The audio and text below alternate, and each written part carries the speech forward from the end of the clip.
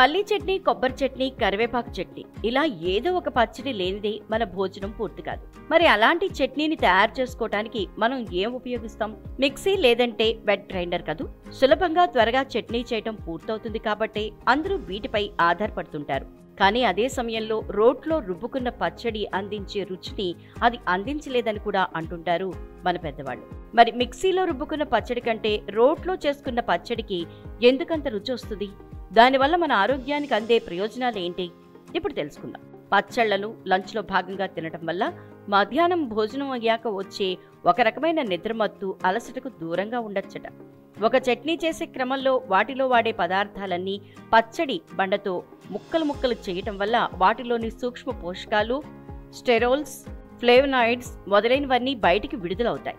ఆ చట్నీ తినడం వల్ల అవన్నీ మన శరీరానికి బాగా పడతాయంటున్నారు పోషకాహార నిపుణులు.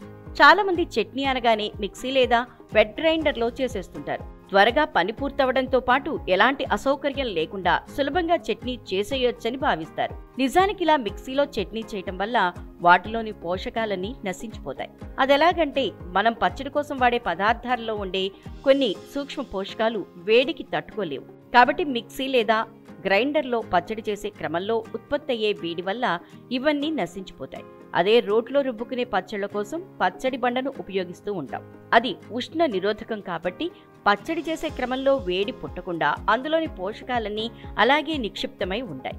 ఇలా రోట్లో చేసే పచ్చడి వల్ల ఆయా పదార్థాల్లోని సుగుణాలన్నీ మన శరీరానికి అందుతాయి. అలాగే చక్కటి రుచిని ఆస్వాదించవచ్చు.